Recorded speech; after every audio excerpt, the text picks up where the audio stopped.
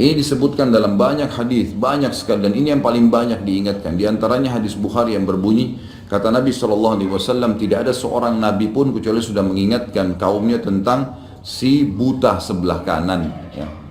Jadi memang dia cirinya buta sebelah kanan. Dajjal memiliki ciri khas, rambutnya keriting, kemudian kulitnya mendekati hitam. Ya. Jadi sawo matang, badannya kekar, kemudian dahinya lebar, ya. Dan orangnya mata kanannya rusak seperti anggur yang sudah rusak. Dan kata Nabi SAW, ingatlah dia akan mengaku sebagai Tuhan, dan ketahuilah Tuhan kalian Allah tidak buta sementara dia buta. Kemudian orang-orang pada bertanya, ya Rasulullah, bagaimana bisa orang mengikutinya? Kata Nabi SAW, pada saat itu dunia akan ditimpa kelaparan dan Dajjal memiliki bergunung-gunung makanan. Ini bahasa wahyunya begitu. Allahu alam seperti apa, yang jelas dia bergunung-gunung memiliki makanan, dan dia akan melewati seluruh muka bumi ini, tidak ada satu tempat pun kecuali dia akan lewati, melainkan akan dilewati kecuali Madinah dan Mekah. Itu yang dia tidak bisa masukin. Dajjal akan membuat kerusakan di muka bumi 40 hari. Satu hari pertama seperti setahun, satu hari kedua seperti sebulan, satu hari ketiganya seperti sepekan, dan sisa harinya seperti hari-hari kalian. Berarti setahun, 2 bulan, 2 pekan. Dan ini kemungkinan kata sebagian ulama, dia akan menggunakan teknologi yang ada sekarang. Karena Nabi SAW mengatakan, akan keluar Dajjal dari wilayah Yahudiyah di Khurasan. Wilayah Yahudi ini subhanallah, sekarang di Iran ada satu perkampungan namanya Yahudiyah, diberikan nama itu, dan mayoritas penduduknya orang Yahudi. Kata Nabi SAW, Dajjal akan keluar dari wilayah Yahudiyah di Khurasan. Khurasan itu Iran, gitu kan? Dan sekarang ini sudah ada, semua ini ada. Tidak mungkin salah sabda Nabi SAW. Dikatakan akan keluar dan diikuti dengan 70.000 orang Yahudi. Dan sebagian ulama hadis mengatakan pada saat itu teknologi sangat canggih seperti sekarang, lebih canggih lagi, gitu kan? Sehingga Dajjal mengelilingi muka bumi ini dengan 1 tahun, 2 bulan, 2 pekan itu sudah kelilingi seluruh dunia. Dan setiap kali kata Nabi SAW dia memasuki sebuah wilayah dan orang-orang beriman padanya, maka wilayah itu akan subur, turun hujan dari langit, perekonomian mereka, ya, perkebunan, peternakan, semua akan subur. Dan setiap wilayah yang ditinggalkan oleh Dajjal tidak mau beriman, maka akan susah, hujan tidak turun dari langit, hasil mereka mengurang dan seterusnya. Jadi memang ini sabda Nabi SAW, disuruh kita menghindar, bukan melawannya. Dajjal akan terus membuat kerusakan di muka bumi dan banyak sekali pengikut-pengikutnya. Kata sebagian ulama hadis, beritanya akan merambak sangat cepat dan banyak pengikutnya karena menggunakan media. Kemungkinan menggunakan media kayak kita sekarang merambat luar biasa, mudah ditangkap informasinya. Dajjal akan dikenal oleh orang-orang, Jadi orang-orang akan banyak yang tidak beriman sama Allah, yang munafik, semuanya ikut. Termasuk ada yang mengaku Islam tapi munafikin menjadi pengikutnya Dajjal. Ya. Kemudian Dajjal akan keliling terus di muka bumi sampai dia tiba di Madinah, yang diceritakan kota Madinah. Dan dia tidak bisa memasuki kota Madinah karena di setiap pintu gerbangnya ada malaikat yang menghunuskan pedang. Ada 2 malaikat yang menghunuskan pedang dan menghadangnya. Maka Dajjal pun tidak bisa masuk. Allahu alam bagaimana ini terjadi, tapi ini sabda Nabi SAW. Lalu Dajjal pun mencari gunung tertinggi yang ada di sekitar perbatasan Madinah. Sebagian ulama yang pernah saya tangkap bahasa mereka mengatakan batas Madinah yang paling mudah dijangkau dan masuk adalah Wadi Aqiq. Wadi Aqiq sebuah lembah yang kebetulan dulu berada di depan kampus kami. Jadi di situ dianggap kalau sudah keluar dari situ berarti sudah keluar dari wilayah haram itu sendiri. Allahu alam, ini ijtihad tentunya. Tapi yang jelas Dajjal akan naik ke atas sebuah gunung, kemudian dia berkata kepada para pengikutnya, apakah kalian melihat istana putih itu? Maka mereka semua melihat ke arah Masjid Nabawi. Lalu mereka mengatakan iya. Kata Dajjal, itulah istananya Muhammad yang aku tidak bisa jangkau. Dan subhanallah, sekarang Masjid Nabawi warnanya seperti istana putih, gitu kan? Tanpa disadari dengan menggunakan marmer putih besar. Begitu juga dengan perluasannya nanti. Memang kalau dari kejauhan seperti istana yang sangat mewah, gitu kan? Ringkas cerita, Dajjal pun akhirnya sebelum pergi, dia sempat menyentakkan kakinya, kata Nabi SAW, sehingga membuat terjadilah gempa di Madinah dan membuat seluruh orang munafik di Madinah keluar jadi pengikutnya. Jadi gempa dan hanya tinggal di sana orang-orang beriman. Hanya tertinggal di sana orang-orang beriman. Lalu keluarlah sebelum Dajjal pergi, keluarlah satu anak muda yang kata Nabi SAW orang terbaik pada saat itu. orang terbaik pada saat, orang yang paling luar biasa imannya. Masih muda di sini ulama mengatakan istilah syab dalam bahasa Arab bisa dari mulai balik 12 tahun sampai 40 tahun. Nanti keluar seorang anak muda yang diistilahkan syab antara umur ini, kemudian keluar dan sempat melihat Dajjal. Maka Dajjal pun mengatakan menangkapnya segera dan mengatakan saya Tuhanmu. Maka orang tersebut mengatakan kau adalah Dajjal yang telah diceritakan oleh Nabi SAW. Karena dalam hadis yang lain dikatakan setiap orang mukmin bisa melihat di dahinya tulisan kafara yang berarti kufur. Dia bisa membaca bahasa Arab atau tidak, tapi dia akan bisa membaca dengan hikmah Allah. Matanya orang mukmin bisa melihat itu sehingga dia tahu ini adalah Dajjal. Kemudian Dajjal pun mengambil gergaji dan membelah dua dari kepala sampai kemaluannya sehingga anak muda itu terbelah dua dan Dajjal melewati tengah-tengahnya dan seluruh pengikutnya bersorak-sorak.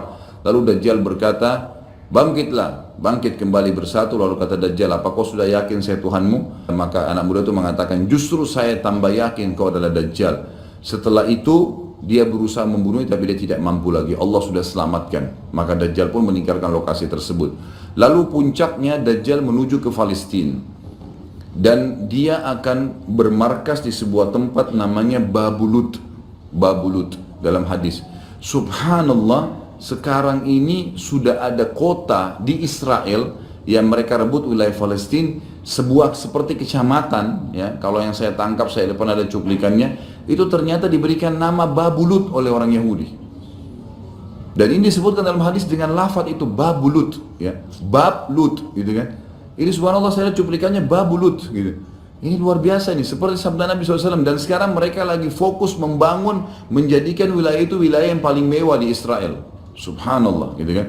Dajjal akan menuju ke sana dan sementara dia menuju ke sana, setiap wilayah yang dia lewatin, salah satunya disebutkan dalam hadis Bukhari adalah dia akan melewatin satu wilayah yang sangat banyak masyarakatnya.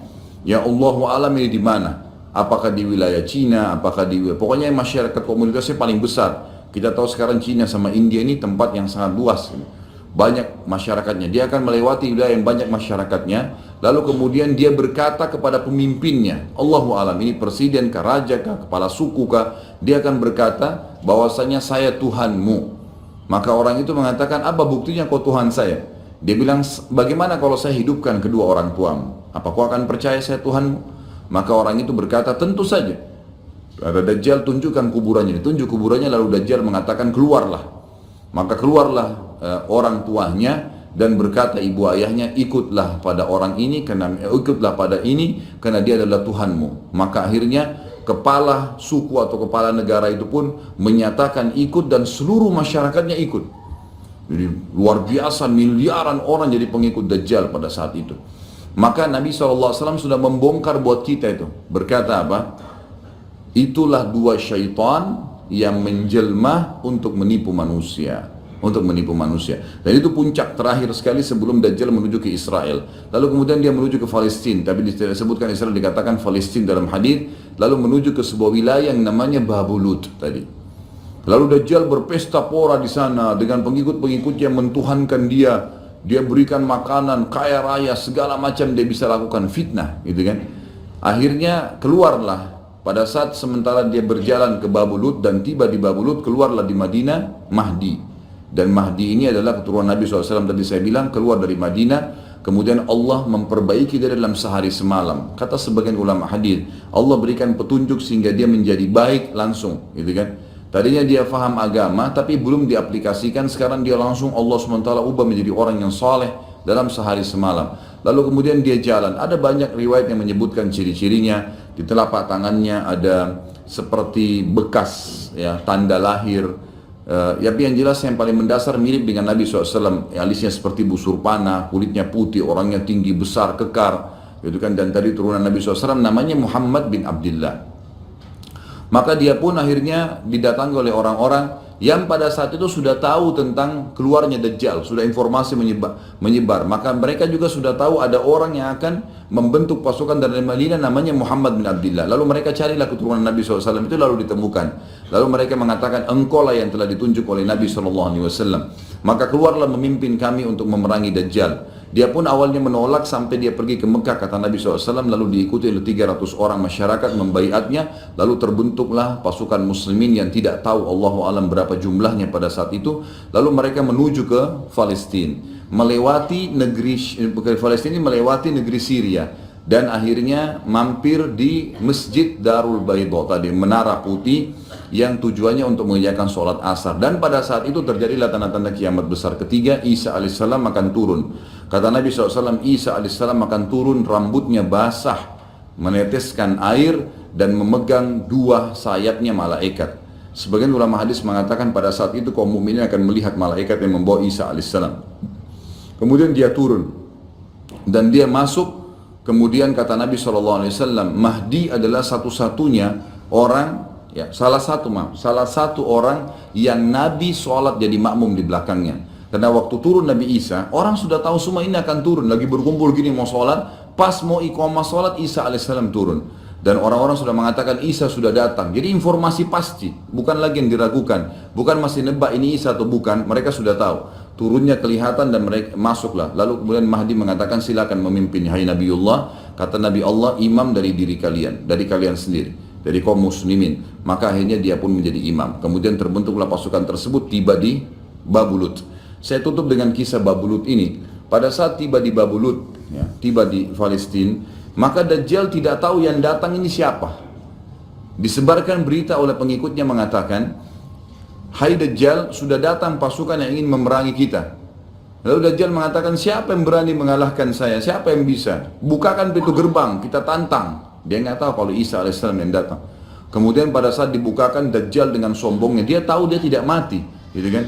Punya kekuatan super yang luar biasa. Begitu dibuka pintu gerbang, dia sengaja nunggu di pintu gerbang untuk menunjukkan, mendemonstrasikan kemampuannya di depan para pengikutnya. Ternyata waktu dibuka pintu gerbang, Isa alaihissalam di depan pasukan muslimin. Dan akhirnya begitu melihat Isa, dia coba melarikan diri dan badannya meleleh seperti melelehnya lilin, gitu kan? Jalan terus meleleh sampai akhirnya Isa alaihissalam mengejarnya sambil mengatakan, wahai musuh Allah, sudah saatnya kau mati. Diletakkan di tanah, ditekan oleh Isa alaihissalam, lalu kemudian ditombak di antara dua matanya dengan tombak emas, yang hanya membuat Dajjal mati. Pada saat itu pun Yahudi mengetahui masalah itu, sehingga mereka menyebar, ya, mereka menyebar, dan Isa alaihissalam sudah tahu instruksi dari Allah untuk membunuh semua pengikut Dajjal.